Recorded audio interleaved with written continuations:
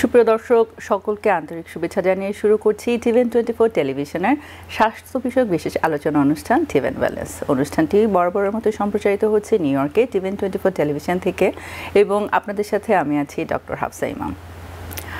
আজকের অনুষ্ঠানে আমরা রিসেন্টলি আলোচনা করেছিলাম আমাদের বিশিষ্ট গ্যাস্ট্রোএন্টারোলজিস্ট ডক্টর বাশার আতিকুজ্জামান এবং তার সাথে আলোচনার সময় আমরা বিভিন্ন টপিকের উপর বিশেষভাবে রিকোয়েস্ট পেয়েছিলাম। সেখান থেকে একটি টপিক নিয়ে আমরা দর্শকদের অনুরোধে আজকের অনুষ্ঠানটি আয়োজন করেছি এবং আজকের অনুষ্ঠানে আমরা সেই অনুযায়ী আলোচনা করব ইরিটেবল বাউল সিনড্রোম নামে একটি অসুখ, যেটি আমাদের গ্যাস্ট্রোএন্টারোলজি সিস্টেমের একটি অসুস্থতা এবং এটি কমনলি অনেক মানুষই এক্সপেরিয়েন্স করে থাকেন। এই বিষয়ে আজকে আমাদের সাথে বিস্তারিত আলোচনা করবার জন্য সংযুক্ত আছেন আমাদের বিশেষজ্ঞ চিকিৎসক ডক্টর বাশার আতিকুজ্জামান। ডক্টর জামান, আপনাকে আমন্ত্রণ জানাচ্ছি আজকের আলোচনা অনুষ্ঠানে। অনেক ধন্যবাদ ডক্টর হাফসা ইমাম এবং টিভিএন এর দর্শক মণ্ডলী যারা এই অনুষ্ঠান দেখছেন এবং উপভোগ করেন, তার সাথে টিভিএন এর কলাকুশলী যারা এই অনুষ্ঠানটাকে সবার সামনে নিয়ে এসেছেন, সবাইকে অনেক ধন্যবাদ। অসংখ্য ধন্যবাদ আবারও আপনাকে। আমাদের জন্য অনেক ব্যস্ততার ভিতরেও এই আপনার মেমোরিয়াল ডে লং উইকেন্ডে যে আমাদের সাথে আপনি সংযুক্ত হয়েছেন, সময় বের করেছেন, তার জন্য প্রথমেই আপনাকে আবারও বিশেষ ধন্যবাদ দিয়ে আজকের আলোচনা শুরু করতে যাচ্ছি। তো লাস্ট যে অনুষ্ঠানটি আপনার সাথে আমি করেছিলাম রিসেন্টলি, সেখানে আসলে অনেক দর্শক বিভিন্ন টপিকসের উপর আলোচনার জন্য অনুরোধ রেখেছিলেন এবং সেখান থেকে আজকের টপিকটি আমরা চুজ করেছি এবং আমি আশা রাখছি যে অন্যান্য যে টপিকগুলো আমরা অনুরোধে পেয়েছিলাম সেগুলো সব কিছু আপনার সাথে ধারাবাহিকভাবে আলোচনা করবার চেষ্টা করব। তো আজকে সেই অবস্থায় আমি শুরুতেই জানতে চাচ্ছি যে আসলে ইরিটেবল বাউল সিনড্রোম বলতে সাধারণত আমরা কি বুঝে থাকি?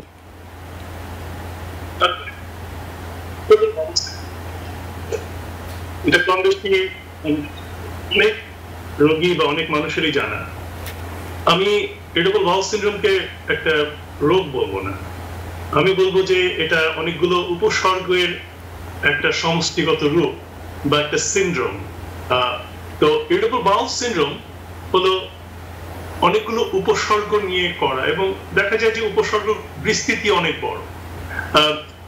ইরিটেবল বাউল সিনড্রোম হলো ডিজিজ অফ নো এক্সক্লুশন, তার মানে এটা এমন একটা রোগ যেখানে আমরা প্রিটিমাচ সব ধরনের রোগকে আমরা খুঁজে বের করে দেখি যে আপনার মধ্যে সেগুলো নেই এবং যখন কোনো কারণ খুঁজে পাই না তখন আমরা বলি যে হ্যাঁ আপনার ইরিটেবল বাউল সিনড্রোম হয়েছে। ইরিটেবল বাউল সিনড্রোম হলো বা আইবিএস হলো এক ধরনের উপসর্গ, আমাদের পেটের নানা রকমের উপসর্গ, পেট ফুলে যাওয়া, ফেপে যাওয়া, পেটে ব্যথা হওয়া, বুকে ব্যথা হওয়া, দেখা গেল যে কোনো হার্ট ডিজিজ নেই, কিছু খেলে পেট ফেপে গেল, হঠাৎ করে ডায়রিয়া শুরু হয়ে গেল, হঠাৎ করে কনস্টিপেশন শুরু হয়ে গেল, কিছু খেলে তাড়াতাড়ি পেট ভরে যাচ্ছে, ভালো মতন খেতে পারছেন না, অথচ দেখা যাচ্ছে যে আপনার ওজন কিন্তু কমছে না। অনেকের খুব ডায়রিয়া হচ্ছে, অনেকে খুব ভালো, হঠাৎ করে কিছু খাওয়ার পরেই দেখা গেল যে তার খাওয়ার পরই দেখা গেল যে তাকে টয়লেটে যেতে হচ্ছে এবং বাউল মুভমেন্ট করতে হচ্ছে, কিন্তু দেখা যাচ্ছে তার ওজন কিন্তু কমছে না, তার ওভারঅল ওয়েলবিং ঠিকই আছে, কিন্তু নানা রকমের উপসর্গ হচ্ছে। তো পেটে ব্যথা থেকে শুরু করে পেট ফেপে যাওয়া, ফুলে যাওয়া, খাবার মনে করছেন ঠিক মতন হজম হচ্ছে না, পেটে গ্যাস হচ্ছে, কোষ্ঠকাঠিন্য বা কনস্টিপেশন হচ্ছে, ডায়রিয়া হচ্ছে, এই সবগুলো মিলে নানা রকমের উপসর্গ হয় এবং ডাক্তারের কাছে যান, তারা নানা রকমের পরীক্ষা করেন এবং দেখেন যে তার ভিতরে খারাপ কিছু নেই, তার ভিতরে কোনো আলসার নেই, কোনো ক্যান্সার নেই, এন্ডোস্কোপি করা হলো, কোলোনোস্কোপি করা হলো, আলট্রাসোনোগ্রাম করা হলো, সিটি স্ক্যান করা হলো এবং দেখা গেল যে তার মধ্যে তেমন কিছু নেই এবং তখন আমরা বলছি যে আসলে আপনার এই যে উপসর্গগুলো হচ্ছে এটা আসলে আইবিএস। সবচেয়ে বড় প্রবলেম যেটা যে আইবিএস সিনড্রোম কিন্তু আমাদের আমেরিকানদের যে কোনো মানুষেরই প্রতি মাসে 1 থেকে 2 বার কিন্তু হয়। আর যাদের ডায়াগনোস আইবিএস হয়েছে, যাদের আইবিএস ডায়াগনোসিস হয়েছে, তাদের কিন্তু প্রতিনিয়ত হচ্ছে এবং আইবিএস এর কারণে আমেরিকাতে বিলিয়ন ডলারের হেলথ কেয়ার কস্ট চলে যাচ্ছে বা মানুষের কস্ট বেয়ার করতে হচ্ছে, কোয়ালিটি অফ লাইফ ইম্পেয়ার হচ্ছে, মানুষের কাজের যে দক্ষতা সেটা কমে যাচ্ছে, আমাদের নানা রকমের মেন্টাল এবং সাইকোলজিক্যাল স্ট্রেস বাড়ছে। সো আইবিএস কিন্তু যদিও খুব সহজ জিনিস বলছি যে ডিজিজ অফ নো এক্সক্লুশন, কিন্তু ইটস এ রিয়েল প্রবলেম। এবং ওভারঅল আমেরিকান হাউসহোল্ডের প্রত্যেক বাড়িতেই আইবিএস এর রোগী আছে, এবং আইবিএস এর জন্য যে খরচ হচ্ছে হেলথ কেয়ার সেক্টর সেটা কিন্তু বিশাল। আমি শুধু আমেরিকার কথা বললাম আপনাকে, কিন্তু ঠিক একইভাবে আপনি যদি যে কোনো পৃথিবীর বিশ্বের যে কোনো জায়গায় যান, আমাদের বাংলাদেশের কথাই বলি না কেন, অধিকাংশ ডাক্তার বলেন যে হ্যাঁ রোগী তো সবসময় আইবিএস এর সিনড্রোম নিয়ে আসে। তো রোগীদের ফ্রাস্ট্রেশন হলো যে আমার রোগ ডাক্তার ডায়াগনোসিস করতে পারছে না, আবার অনেকে বলছে যে আমাকে বলেছে আমার আইবিএস, কিন্তু আইবিএস কি আমি জানি না। সো অনেকগুলো প্রবলেম এখানে আছে, এবং সেজন্য মানে রোগীদের মধ্যে ফ্রাস্ট্রেশন আছে, যারা প্রাইমারি কেয়ার ডাক্তার করেন অফিসে বসে তাদের মধ্যেও ফ্রাস্ট্রেশন আছে যে আমরা স্পেশালিস্টরা হয়তো not doing a good job পেশেন্টকে এক্সপ্লেন করার জন্য কি হচ্ছে বা উপযুক্ত যে অ্যাডভাইস দেওয়া দরকার সেটা দিতে পারছি না। আরেকটা জিনিস হলো যে আমরা অনেক ক্ষেত্রে অস্বচ্ছ বা ওপেক বা খুব একটা ক্লিয়ার না রোগীকে বলা যে এটা তো আসলে একটা ডিজিজ না, এটা হলো আপনার ডাইজেস্টিভ সিস্টেম বা পরিপাক তন্ত্রের মধ্যে একটা ফিজিওলজিক্যাল চেঞ্জ হয়েছে বা একটা পার্মানেন্ট একটা চেঞ্জ হয়েছে এবং আপনাকে এটার সাথে বসবাস করতে হবে। সো এই জন্যই IBS remain a very difficult area অনেকের জন্য, এবং এগুলো নিয়ে খোলাখুলি আলাপ হওয়া ভালো, খোলাখুলি ডিসকাশন হওয়া ভালো, কারণ তাহলে অনেকের অনেক ভুল ধারণা কেটে যাবে। অনেকে ভুল ধারণা কেটে গেলে তখন দেখা যায় যে অনেকগুলো সিমটমস তারা বুঝতে পারেন যে আসলে এটা কোনো মারাত্মক কোনো রোগের উপসর্গ নয়, বরঞ্চ এটা একটা স্বাভাবিক শারীরিক প্রক্রিয়া এবং কিছু জীবনযাত্রা বা লাইফস্টাইল চেঞ্জের মাধ্যমে তারা এটাকে ভালো করতে পারবেন ভবিষ্যতে। অসংখ্য ধন্যবাদ।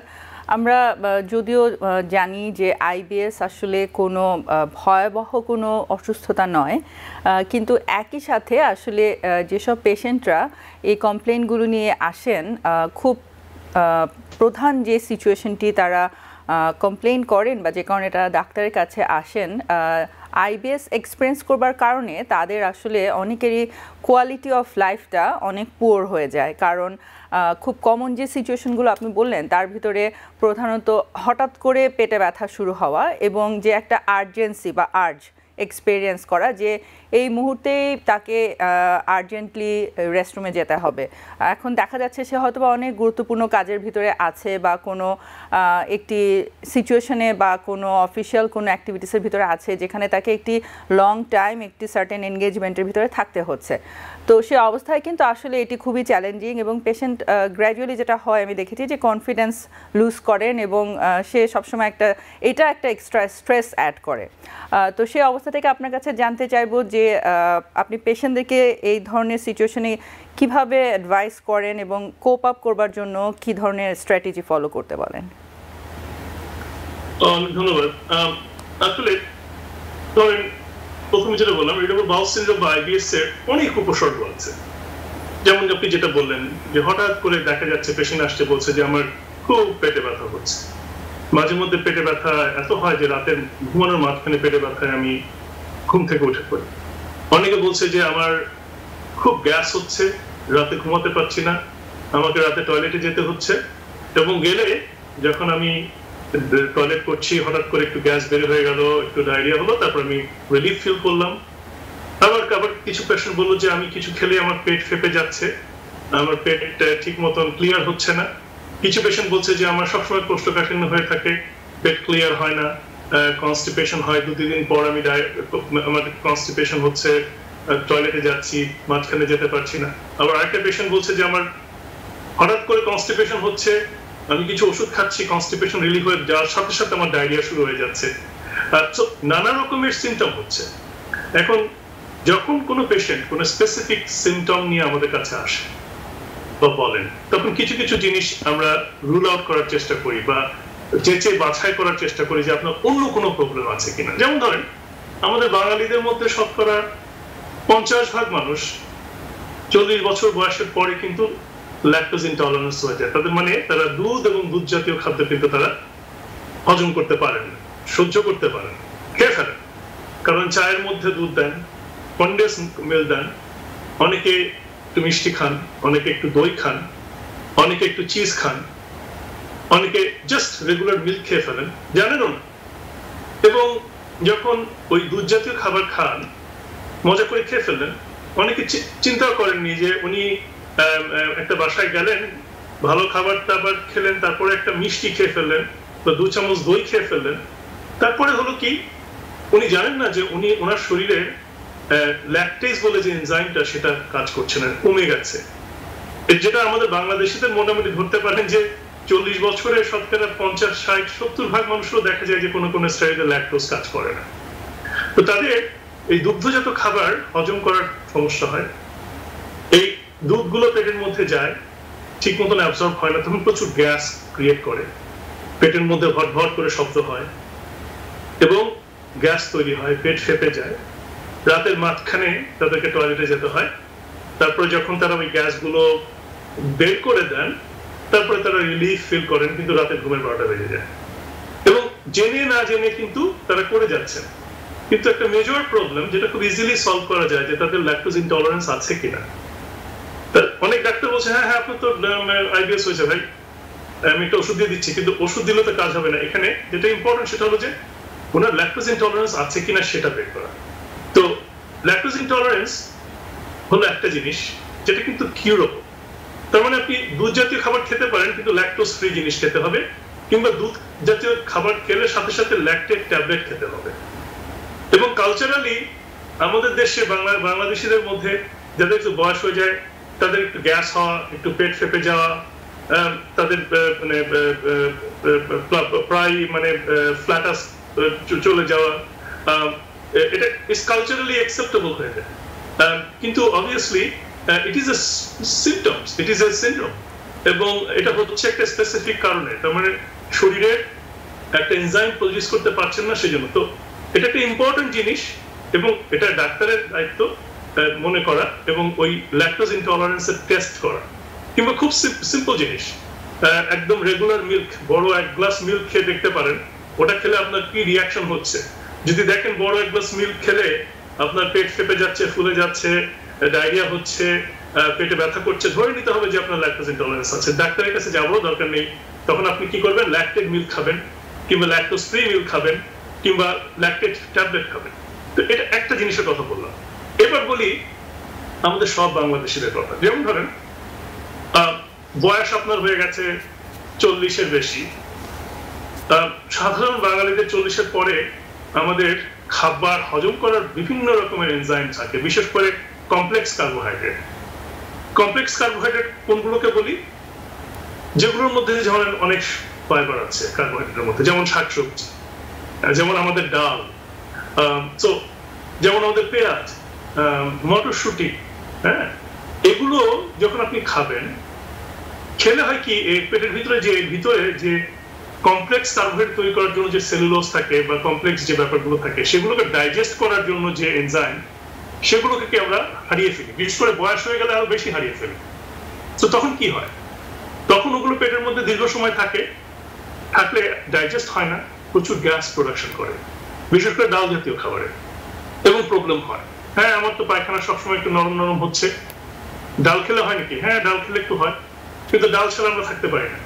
কিন্তু আমরা যদি ধরে নেই, বুঝে নেই যে হ্যাঁ, যদি আমি ডাল খাই বা আমি যদি একটু হঠাৎ করে বেশি শাকসবজি খাওয়া শুরু করে দেই, যেটা আমি সবসময় প্রিচ করি যে হ্যাঁ আপনারা ভেজিটেবল বেসড ডায়েট খাবেন। আমার অনেক টেলিভিশন চ্যানেলে আমি অনেক কথা বলি, এটা শুনে অনেকেই দেখা যায় যে হেলদি লাইফস্টাইল একেবারে রাতারাতি করে ফেলেন, করে তারপরে বলে হ্যাঁ ডাক্তার সাহেব আপনি বলছিলেন এটা করে তো আমার অবস্থা খারাপ হয়ে গেছে। হঠাৎ করে তারা তাদের লাইফস্টাইল চেঞ্জ করে দিয়েছে, দেখা গেল যে অত এনজাইম তাদের নেই তখন সবকিছুকে ডাইজেস্ট করার জন্য, তখন পেট ফেপে যাচ্ছে, ফুলে যাচ্ছে। কিংবা নর্মালি আমাদের একটা জিনিস মনে রাখতে হবে যে আপনার যখন 10 বছর বয়স ছিল, তারপরে 20 হলো, 30 হলো, 40 হলো, যতই বয়স বাড়ে আমাদের শরীরের মেশিন কিন্তু অনেক কিছু পরিবর্তন হয়, এন্ড দ্যাট পরিবর্তনটা কিন্তু একটা ন্যাচারাল জিনিস, এবং সেই পরিবর্তনের সাথে আমাদের খাপ খাওয়াতে হয়। তো যাদের প্রবলেম আছে ওই শাক জাতীয় খাবার বা ডাল বা সবজি অ্যাবজর্ব করার জন্য, তাদেরকে ওই সমস্ত খাবারের অল্টারনেটিভ কিছু খাবার বা খাবার কম করে খাওয়ার বা ওই খাবারের বদলে অন্য খাবার চেঞ্জ করা, যাকে আমরা মেডিকেল টার্মে বলি লো ফরম্যাট ডায়েট, ওটা যদি তারা করতে পারেন তখন দেখা যায় যে তাদের ওই সিম্পটম গুলো হচ্ছে না। Because people sneeze.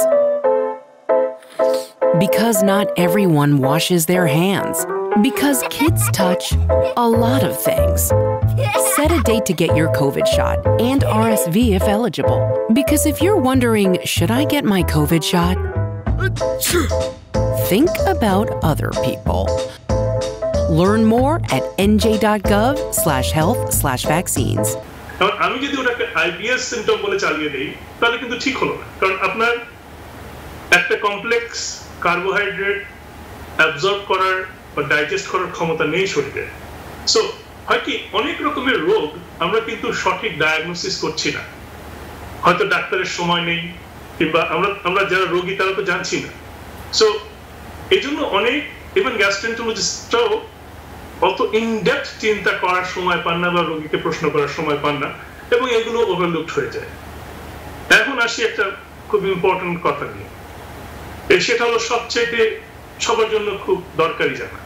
সেটা হলো যে আমাদের ডাইজেস্টিভ সিস্টেম হলো, বলে যে আমাদের শরীরের সেকেন্ড ব্রেন। ব্রেন তো একটা আছে মাথার ভিতরে, কিন্তু আমাদের মুখ থেকে শুরু করে পায়ুপথ পর্যন্ত এই যে বিশাল অর্গানটা, এটা কিন্তু ইউনিক, এটা কিন্তু ব্রেনের চাইতেও শক্তিশালী। এর ভিতরে ব্রেনের চাইতেও বেশি নার্ভ আছে, ব্রেনের চাইতেও বেশি নিউরো হরমোন আছে, নিউরো ট্রান্সমিটার আছে। আপনি যখন খাবার খেলেন, সেই খাবারটাকে এই দাঁত এবং জিহ্বার মাধ্যমে ছোট ছোট টুকরো করে খাদ্যনালীর ভিতর দিয়ে সেটাকে স্টোমাকের মধ্যে নিয়ে আসা। আপনি কল্পনা করতে পারেন সেখানে হাত নেই, পা নেই, গ্রাইন্ড করার কোনো জিনিস নেই, কিন্তু তারপরও আমাদের দাঁত, জিহ্বা এবং মাসল কিরকম ইন্ট্রিকেট মুভমেন্টের মাধ্যমে এই কাজটা করছে। It's unique. এবং এই সবকিছু কিন্তু কন্ট্রোল হচ্ছে নার্ভের মাধ্যমে। এবং খাদ্য যখন স্টোমাকে আসে সেখান থেকে চলে যায় হলো ক্ষুদ্রান্তে, যেখানে খাদ্য আরো ছোট ছোট কণায় পরিণত হয়, তার সাথে এনজাইম এসে যুক্ত হয়, সেই খাদ্যগুলোকে পরিপাক করে এবং অ্যাবজর্ব করে নিয়ে যায় আপনার শরীরে, এবং সেটা চলে যায় আপনার লিভারে। লিভার আবার সেটাকে আপনার শরীরের বিভিন্ন ভাবে সিনথেসিস করে, এর মধ্যে ফ্যাট করে ফেলে কোনো কিছু, প্রোটিন করে ফেলে কোনো কিছু, কার্বোহাইড্রেট কোথায় যাবে সেগুলো রেগুলেট করে। এই যে ইন্ট্রিকেট মেকানিজমটা, এরকম মেকানিজমের যন্ত্র কিন্তু আজ পর্যন্ত মানুষ তৈরি করতে পারেনি। প্রতিটি মানুষের ভিতরে এমন এক জটিল কারখানা আছে যেটা আজ পর্যন্ত মানুষ পুরোপুরি আমরা এত সায়েন্টিফিক্যালি অ্যাডভান্স আমরাও ঠিক করতে পারছি, জানতে পারছি। সো এটা আপনাদের মনে রাখতে হবে যে আমাদের যে ডাইজেস্টিভ ট্র্যাক্ট, এটাকে আমরা বলি সেকেন্ড ব্রেন, এবং আমাদের ডাইজেস্টিভ ট্র্যাক্ট আমাদের ব্রেনের সাথে কানেক্টেড। এই জন্য আমরা বলি যে আমাদের পুরো পরিপাক তন্ত্র হলো একটা জিনিসের উপর নির্ভর করে, সেটাকে আমরা বলি ব্রেইন গাট অ্যাক্সিস। তার মানে ব্রেনের সাথে গাটের সম্পর্ক। আর সেই কথাটা যদি আপনারা বোঝেন তাহলে বুঝবেন যে যখন ব্রেনে কোনো অ্যাক্টিভিটি হয় সেটা কিন্তু আমাদের ডাইজেস্টিভ সিস্টেম, আমাদের স্টোমাকে, আমাদের ক্ষুদ্রান্ত এবং বৃহদান্ত, আমাদের লিভার এবং গল ব্লাডারে কিন্তু সেটার একটা প্রতিক্রিয়া হয়। যেমন ধরেন আপনার কালকে একটা পরীক্ষা আছে, দেখা গেল যে পরীক্ষার আগেই আমাদের অনেকেরই ডায়রিয়া শুরু হয়ে যায়, অনেকেরই বারবার টয়লেটে যেতে হয়, অনেকেরই ক্ষুধা মন্দ হয়, তবে অনেকে বেশি বেশি করে খায়। কেন এটা হয়? এটা হয় যেহেতু আমাদের ব্রেনের সাথে আমাদের পরিপাকতন্ত্রের একটা কানেকশন আছে, যেটা বলছিলাম ব্রেইন গাট অ্যাক্সিস। ধরেন কোনো কারণে আপনার এনজাইটি হলো, আপনি একটা কাজ করেন যেটা খুব ডিমান্ডিং কাজ, এবং দেখা যায় যে আপনি অ্যাংশাস থাকেন, তখন ব্রেইন করে কি ওই গাটের সাথে যে কানেকশন থাকে সেটাকে অ্যাক্টিভেট করে দেয়। কারো কারো ক্ষেত্রে দেখা যায় যে ব্রেনের ভিতরে যে স্যাটাইটি সেন্টার আছে বা খাবার যে সেন্টার আছে সেটা আপনাকে স্টিমুলেট করে বেশি বেশি খাবার জন্য। এই জন্য দেখা যায় যাদের খুব এনজাইটি আছে তাদের মধ্যে একটা গ্রুপের ওবেসিটি হয়ে যায়, তারা বেশি বেশি করে খাচ্ছে। সো ওটাও কিন্তু এক ধরনের ব্রেন গাট অ্যাক্সিসের রিয়াকশন। আবার কারো কারো হচ্ছে কি ব্রেন আমাদের ডাইজেস্টিভ সিস্টেমকে খুব ফাস্ট করে দিচ্ছে, তখন খাবার খুব তাড়াতাড়ি বের হয়ে যাচ্ছে, তখন তাদের ডায়রিয়া হচ্ছে। আবার খুব একটা ইন্টারেস্টিং জিনিস হয়, অনেকে খুব অ্যাংশাস একটা কন্ডিশনের মধ্যে আছেন কিংবা নেই, যেই মুহূর্তে খাবারটা পেটের মধ্যে যে পড়ে সাথে সাথে তার বৃহদন্ত হাইপার অ্যাক্টিভ হয়ে যায়, যেটাকে আমরা বলি গ্যাস্ট্রোকোলিক রিফ্লাক্স। ছোট বাচ্চাদের থাকে এটা। ছোট বাচ্চারা যখন দুধ খায়, যেই মুহূর্তে মায়ের দুধ খাওয়া শুরু করে সাথে সাথে পায়খানা করে দেয়, এটাকে আমরা বলি গ্যাস্ট্রোকোলিক রিফ্লাক্স। আমরা যখন আস্তে আস্তে করে বড় হই এই রিফ্লাক্সটা চলে যায়, কিন্তু দেখা যায় যে অনেক বড় মানুষের আবার এই রিফ্লাক্সটা ফিরে আসে। হ্যাঁ ডাক্তার সাহেব আমি সকালে খাবার খেয়ে সাথে সাথে আমাকে বাইরে যেতে হয়, আমি কাজের ওখানে টয়লেটের কাছাকাছি থাকতে হয়, কারণ কিছু খেলেই আমাকে টয়লেটে যেতে হয়। তার মানে কি হয়েছে, আপনার সেই ছোটবেলার গ্যাস্ট্রোকোলিক রিফ্লাক্স আবার ফিরে এসেছে। কেন ফিরে এসেছে? অনেক কারণে আসতে পারে। হয়তো আপনার আন্ডারলাইং কোনো এনজাইটি আছে, টেনশন আছে, যেটা আপনার ব্রেনকে স্টিমুলেট করে দিয়েছে, কিংবা আপনার রিসেন্টলি কোনো একটা ভাইরাল ইনফেকশন হয়েছিল, আপনি কিছু ব্যাকটেরিয়া কিছু অ্যান্টিবায়োটিক খেয়েছিলেন কিংবা খাননি, কিন্তু আপনার ডাইজেস্টিভ সিস্টেমের মধ্যে যে লাখ লাখ ব্যাকটেরিয়া আছে, যেটাকে আমরা বলি গুড ব্যাকটেরিয়া বা প্রোবায়োটিক্স, সেই বায়োমগুলো চেঞ্জ হয়ে গেছে। তার এখন আপনার যে মানে নাড়িভুড়ির যে নার্ভাস সিস্টেম সেটাকে একটু ক্রেজি বানিয়ে দিচ্ছে, এবং সেই ছোটবেলার যে গ্যাস্ট্রোকোলিক রিফ্লাক্সটা ছিল সেটাকে আবার ফিরিয়ে নিয়ে আসছে। তো এই জিনিসটা যদি আমি আমার রোগীকে বুঝিয়ে বলি এবং বলি যে হ্যাঁ এটার জন্য এখন আপনাকে কিছু জিনিস পালন করতে হবে, আপনাকে সার্টেন ফুড অ্যাভয়েড করতে হবে যে সমস্ত ফুড গ্যাস প্রডিউস করে, আপনাকে কিছু ওষুধ খেতে হবে যেটা আপনার ডাইজেস্টিভ সিস্টেমের মুভমেন্টকে একটু কমিয়ে দেবে। সর্বোপরি সবচেয়ে বড় কথা যে আমি রোগীকে রিঅ্যাসিওর করবো যে দেখেন আপনার তো এটা কোনো সিরিয়াস প্রবলেম না। এই যে সিরিয়াস প্রবলেম না, এটা বের করার জন্য কিন্তু অনেক রকমের পরীক্ষা করতে হয়। তার মধ্যে যেমন আমরা তার ভালো হিস্ট্রি নেই, সে কোনো অ্যান্টিবায়োটিক বা কোনো মেডিসিন খাচ্ছে কিনা সেটার একটা হিস্ট্রি নেই। যেমন ধরেন আপনার কোনো অসুবিধা নেই, আপনি ভালো মানুষ, ডাক্তারের কাছে গেছেন, ব্লাড প্রেশার পেয়েছে, ডক্টর আপনাকে ক্যালসিয়াম চ্যানেল ব্লকার, অ্যামলোডিপিন বা এই জাতীয় একটা ওষুধ দিয়ে দিল। এই জাতীয় ওষুধের একটা সাইড ইফেক্ট হলো কনস্টিপেশন, তারা ডাইজেস্টিভ সিস্টেমকে স্লো করে দেয়। তখন কি হলো আপনি জানেনও না, আপনার কোষ্ঠকাঠিন্য শুরু হয়ে গেল, আপনি পায়খানা ঠিক মতন করতে পারছেন না, পায়খানা ঠিক মতো করতে না পারলে গ্যাসও ঠিক মতো বেরোতে পারছেন না, আপনার ব্লোটিং হচ্ছে, পেটে ব্যথা হচ্ছে, খাবার নিচের দিকে নামছে না, গ্যাস নিচের দিকে যাচ্ছে না, তখন আপনার অ্যাসিড উপর দিকে যাওয়া শুরু করেছে, আপনার রিফ্লাক্স হচ্ছে। আপনি তখন ডাক্তারের কাছে এসে বলেন ডাক্তার আমার খুব রিফ্লাক্স হচ্ছে। ডাক্তার কিন্তু আপনাকে জিজ্ঞেস করলো না আচ্ছা আপনার কি কনস্টিপেশন আছে। রিফ্লাক্স হওয়ার সাথে কনস্টিপেশনের কি সম্পর্কটা এটাই যে আপনার তো প্রাইমারি প্রবলেমটা শুরু হয়েছিল যে আমরা এমন একটা ওষুধ আপনাকে দিয়েছিলাম যে ওষুধটা আপনার মানে বৃহদন্ত বা কোলনকে স্লো করে দিয়েছে। অ্যাজ এ রেজাল্ট সবকিছু ব্যাকআপ করতে করতে আপনার রিফ্লাক্সের মতন সিমটম হচ্ছে। তখন আমি আপনাকে বললাম যে নেন আপনি একটু প্রাইলোসেক খান, আপনার ইরিটেবল বাউল সিনড্রোম হয়েছে। দেখা গেল যে আপনি প্রাইলোসেক খাচ্ছেন কিন্তু আপনার সমস্যার সমাধান হচ্ছে না। কয়েকদিন পরে আবার আপনি ডাক্তারকে বলছেন ডাক্তার আপনি ওষুধ দিয়েছেন, খুব একটা লাভ হচ্ছে না, কিন্তু আমার কনস্টিপেশন তো খুব খারাপ অবস্থা। তখন ডাক্তার জিজ্ঞেস করলো আপনি তো আমাকে বলেননি যে আপনার কনস্টিপেশন আছে, কেন আপনার কনস্টিপেশন হচ্ছে হঠাৎ করে? তা আপনি বলতে ভুলে গেছেন যে আমি তো একটা ব্লাড প্রেশারের ওষুধ খাচ্ছি, কিংবা ডাক্তারও টের পাননি ব্লাড প্রেশারের ওষুধ আপনাকে এই সমস্যাটা করেছে। আসলে সমস্যার সমাধান প্রথমে যদি হতো যখন আপনি ব্লাড প্রেশারের ওষুধটা নিয়েছিলেন, ডাক্তার যদি বলে দিত দেখো এই ওষুধে কিন্তু একটু কনস্টিপেশন হতে পারে, হলে তুমি একটু ল্যাক্সেটিভ খাবে, ওভার দ্য কাউন্টার মেলালাক্স বা ডুরকোলাক্স এগুলো খেলে এই প্রবলেমটা হবে না। ওইটা যদি জানা থাকতো রোগীর তাহলে কিন্তু এতগুলো সমস্যা হতো না। তার মানে কি অনেক সময় অনেক সমস্যা আমরা নানা কারণে পেটে তৈরি করি, সেটা ওষুধের কারণে হতে পারে, ইনফেকশনের কারণে হতে পারে।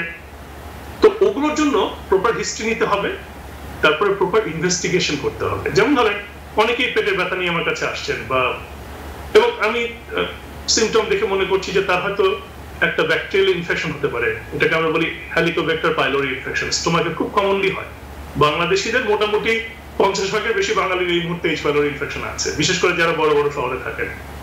সো এটা পেটের মধ্যে থাকে, কিন্তু কারো কারো ক্ষেত্রে এটা ইনফেকশন করে, আলসার করে এবং ক্যান্সার করে।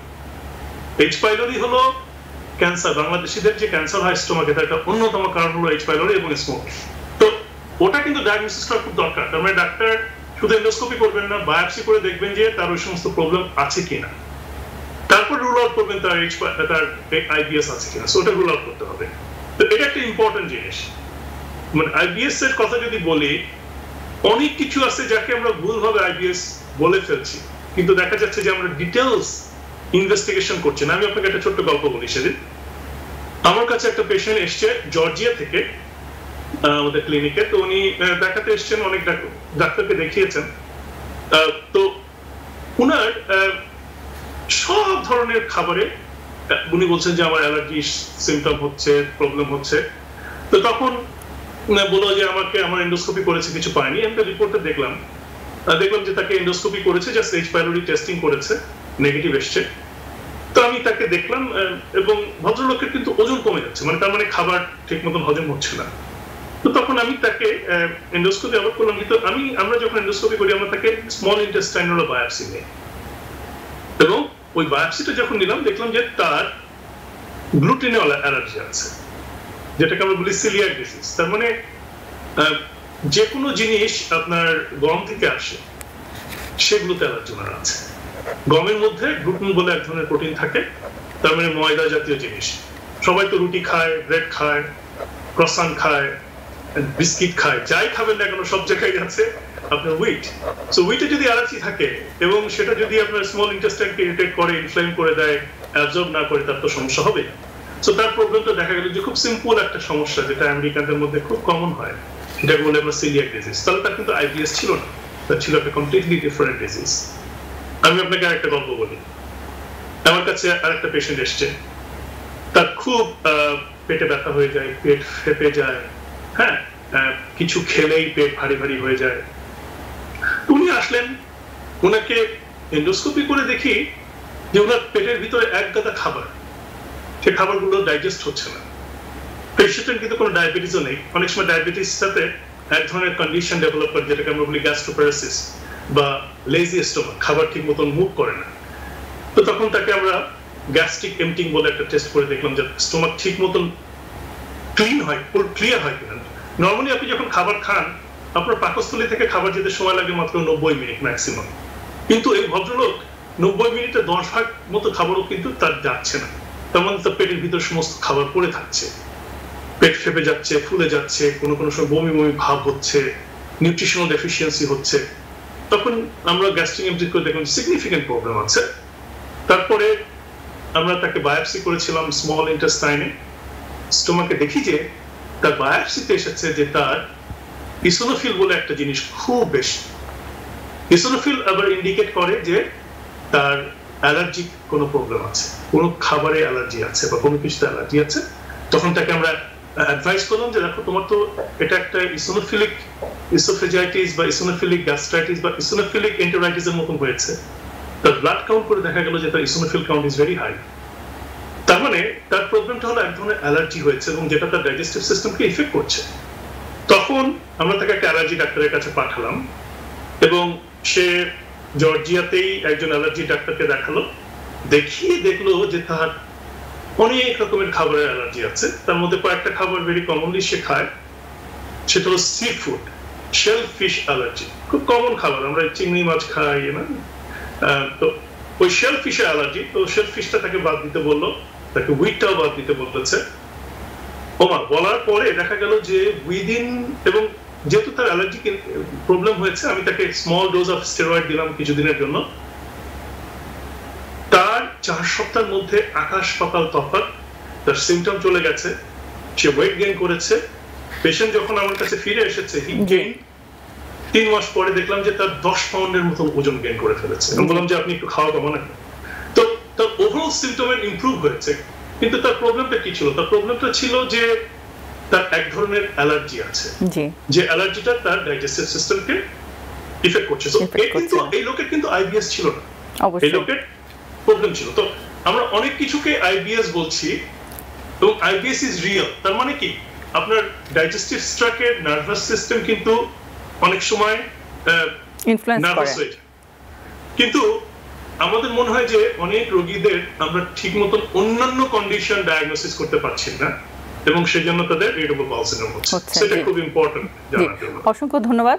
কিছুক্ষণের ভিতরে আপনার সাথে আরো অনেক গুরুত্বপূর্ণ আলোচনায় আবারও ফেরত আসছি। সুপ্রিয় দর্শক, এই মুহূর্তে চলে যাচ্ছি একটি ছোট্ট বিরতিতে। আরো অনেক গুরুত্বপূর্ণ ইনফরমেশন নিয়ে আপনাদের সাথেই আসছি, আমাদের সাথেই থাকুন। Because people sneeze. Because not everyone washes their hands. Because kids touch a lot of things. Set a date to get your COVID shot and RSV if eligible.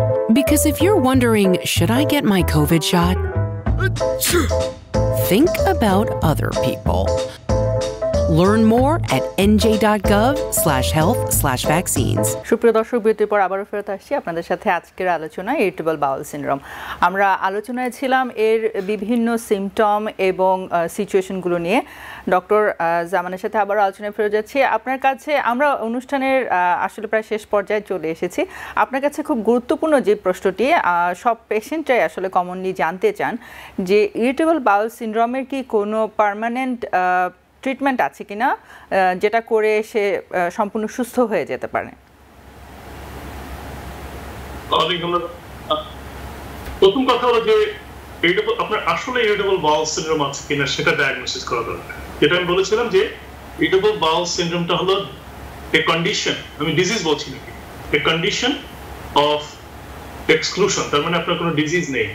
তার মানে ইরিটেবল বাউল সিনড্রোম হলো একটা syndrome যেখানে আপনার digestive system বা আপনার পরিপাকতন্ত্রের যে personality সেটা চেঞ্জ হয়ে যাচ্ছে। যেমন আপনার আশেপাশে চিন্তা করেন 10 জন বন্ধু বান্ধব যদি থাকে, 10 জনের পার্সোনালিটি কিন্তু 10। আপনি হাসার একটা গল্প বললেন, দেখা গেল যে 4 জন খুব হাসছে, 2 জন একটু একটু করে হাসছে আর 2 জন একটু গম্ভীর মুখ করে শুনছে। সো তার মানে কি এক্সপ্রেশন, একটা গল্প আপনি বললেন 10 জনের কিন্তু 10 রকম হল। ঠিক একইভাবে পরিপাকতন্ত্র আবার আপনি খেয়ে কি রেসপন্স করলেন খাবারের প্রতি, সেটা কিন্তু 10 জনের 10। সো কারো যদি কোনো রোগ না থাকে, একটা নর্মাল খাবারেও ডাইজেস্টিভ সিস্টেমের রিয়াকশন কিন্তু 10 রকম হতে পারে। তো এই যে চেঞ্জটা, এটাকে আমরা বলি ফিজিওলজিক্যাল চেঞ্জ। এবং এটা যদি ফিজিওলজিক্যাল চেঞ্জ হয়, সেটাকে কিভাবে মডুলেট করা যায় সেটা অনেকগুলো পদ্ধতি আছে। একটা হলো যে ফুড ডায়েরি, তার মানে আপনি খাবার একটা ছোট্ট পেপারে লিখে রাখবেন, আপনি কি খেলেন আজকে সকালে, দুপুরে, এবং তার পাশাপাশি লিখে রাখবেন কখন আপনার সিমটম হচ্ছে। এভাবে আপনি 1 সপ্তাহ একটা ফুড ডায়েরি করবেন এবং দেখবেন যে কোনো খাবারের সাথে, স্পেসিফিক্যালি কোনো খাবারের সাথে আপনার কোনো সিমটমের কোনো কানেকশন আছে কিনা। এবং ফুড ডায়েরি কিন্তু খুব ইফেক্টিভ। অ্যাবাউট 30 to 40% পেশেন্টের তারা বের করতে পারেন যে কোনো ফুড খেলে তাদের সিমটম হচ্ছে, তখন তারা এলিমিনেশন করতে পারেন সুস্থ ডায়েটে। সো এটা হলো নাম্বার 1 একটা জিনিস। নাম্বার 2 যেটা, সেটা হলো বোঝা উচিত যে হ্যাঁ, এটা নিয়ে আপনাকে বাঁচতে হবে। এবং যাদের ডায়রিয়ার সমস্যা আছে, ডাক্তার আপনাকে বলে দিবে যে হ্যাঁ, আপনার যদি ডায়রিয়ার প্রবলেম হয়, তাহলে আমরা আপনাকে একটা ওষুধ দিয়ে দিচ্ছি বা একটা প্রোবায়োটিক দিয়ে দিচ্ছি, যেটা আপনি খেলে আপনার এই ডায়রিয়ার সমস্যাটা কমে যাবে। 100% এলিমিনেট হবে না, কিন্তু 60 বা 70% বেটার হবে, which is a big difference. বা কারো কনস্টিপেশন হচ্ছে, পেট ফেপে যাচ্ছে, তাদের বলছি যে দেখেন আপনার তো একটা গ্রাম্পি কোলন আছে, আপনার কোলনটা মুভ করে না। সো আপনাকে যেটা করতে হবে, আপনার কোলনটা মুভ করাতে হবে। হ্যাঁ, আপনাকে আমরা যেটা করব, আপনার পেটের ভিতরে লাখ লাখ ব্যাকটেরিয়া আছে, তার মধ্যে কিছু বাজে ব্যাকটেরিয়া আছে, আমরা সেটাকে রিপ্লেস করার জন্য আপনাদেরকে গুড ব্যাকটেরিয়া দিতে চাই, একটা প্রোবায়োটিক্স। বাজারে নানা রকমের প্রোবায়োটিক্স পাওয়া যায়, তার মধ্যে অ্যালাইন একটা ভালো, প্রোডাক্টিভ আছে ভালো। সো এরকম ভালো ব্র্যান্ডের একটা খাবেন প্রোবায়োটিক্স। আর তার সাথে আমি যেটা বলি যে যদি কনস্টিপেশন থাকে, কনস্টিপেশন সারানোর জন্য একটা ওষুধ। এবং যাদের ইরিটেবল বাউল সিনড্রোমের কনস্টিপেশন একসাথে হয়, তাদেরকে সারানোর জন্য কিন্তু ভালো ভালো ওষুধ আছে। এবং ওই ওষুধ শুধু দিলেই হয় না, পেশেন্টকে বলতে হয় যে এটা আপনাকে রেগুলারলি খেতে হবে, এবং এটা না খেলে আপনি বিপদে পড়বেন। এই ওষুধ যদি খুব বেশি কাজ করে, তাহলে আপনাকে ওটা কমাতে হবে, যদি কাজ না করে একটু বাড়াতে হবে ডোজ। এই যে ম্যানেজমেন্ট, এটা ডাক্তারের সাথে একটা রেগুলার প্ল্যান করে ম্যানেজ করে আপনাকে চলতে হবে। মনে করতে হবে যে IBS is the condition of the change of your bowel. আপনার কোলন বা ইন্টেস্টাইনের পার্সোনালিটির পরিবর্তন হয়েছে এবং সেটার সাথে আপনাকে সহাবস্থান করতে হবে, একসাথে থাকতে হবে। তো এটা একটা ইম্পর্টেন্ট জিনিস। যদি আপনার ওজন কমে যায়, যদি আপনার ক্ষুধা কমে যায়, যদি আপনার ব্লিডিং হতে থাকে বা বমি হতে থাকে, তখন বুঝতে হবে যে এটা ইরিটেবল বাউল সিনড্রোম না, এটার সাথে আরো কিছু কন্ডিশন অ্যাড হয়েছে এবং সেগুলো ট্রিটমেন্ট করাতে হবে, এবং সেক্ষেত্রে একজন ভালো গ্যাস্ট্রোএন্টারোলজিস্টের সাথে আপনাদের কথা বলতে হবে। অসংখ্য ধন্যবাদ। আজকের আলোচনা থেকে এই বিষয়টি একদম সম্পূর্ণভাবে স্পষ্ট যে ইরিটেবল বাউল সিনড্রোমের জন্য আসলে সর্বপ্রথম যেটি দরকার সেটি হচ্ছে একদম একটি স্পেসিফিক ডায়াগনোসিস বা ডেফিনেটিভ ডায়াগনোসিস, এবং ডায়াগনোসিস কনফার্ম হওয়ার পরে সেখান থেকে পেশেন্ট কনফিডেন্টলি মুভ করতে পারেন যে তিনি কিভাবে করে সেখান থেকে রিকভার হতে পারবেন।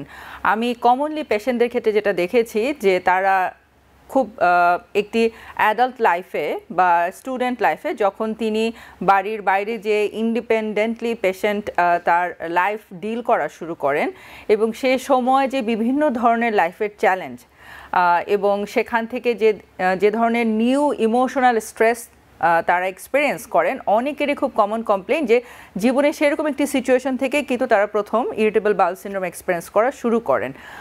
তো সেক্ষেত্রে আমি দেখেছি যে অনেক ক্ষেত্রেই পেশেন্টের কনফিডেন্ট অনেকভাবে অ্যাফেক্টেড হয়, কারণ অনেক পেশেন্ট খুব হেল্পলেস ফিল করেন।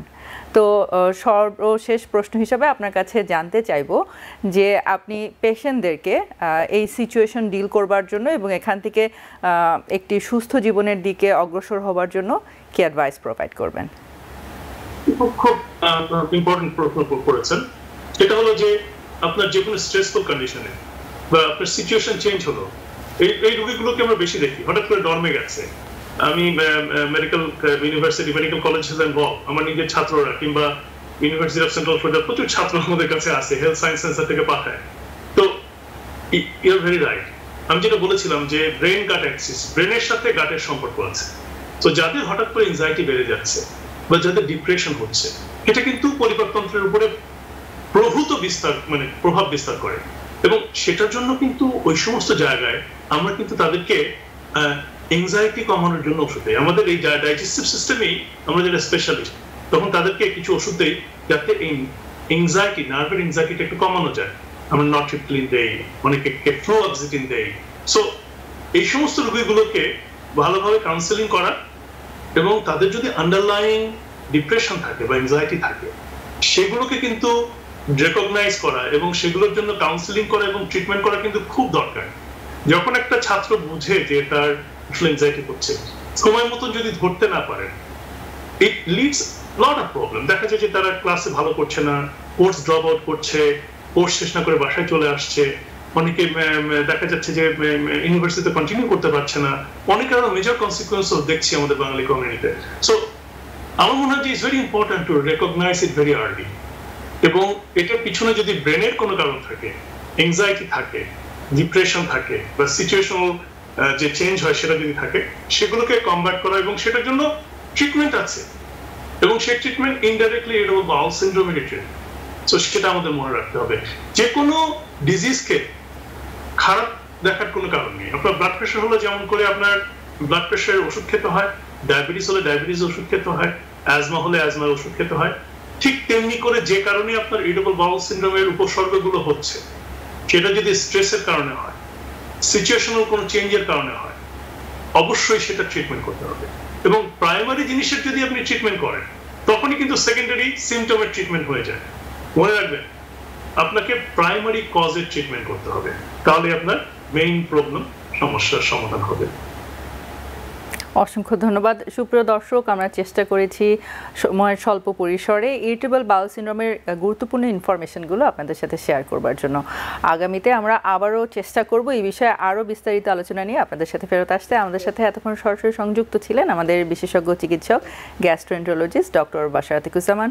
ডক্টর জামান, TVN24 এর পক্ষ থেকে আপনার অত্যন্ত মূল্যবান আলোচনা এবং গুরুত্বপূর্ণ সময়ের জন্য, এবং বিশেষভাবে এই ব্যস্ততম উইকেন্ডে আমাদের সাথে সময় দেওয়ার জন্য আপনার প্রতি বিশেষ কৃতজ্ঞতা। অনেক ধন্যবাদ। সবাই ভালো থাকবেন, সুস্থ থাকবেন, লং উইকেন্ড সবার ভালো কাটুক, আবার দেখা হবে। সুপ্রিয় দর্শক, সকলে নিরাপদে থাকুন, সুস্থ থাকুন। ধন্যবাদ। TVN24 টেলিভিশন দেখতে আজই কল করুন 7187776556। লগ ইন করুন www.totalcablebd.com। নিউ ইয়র্ক থেকে সম্প্রচারিত TVN24 টেলিভিশন বিশ্বজুড়ে বাঙালির কণ্ঠস্বর।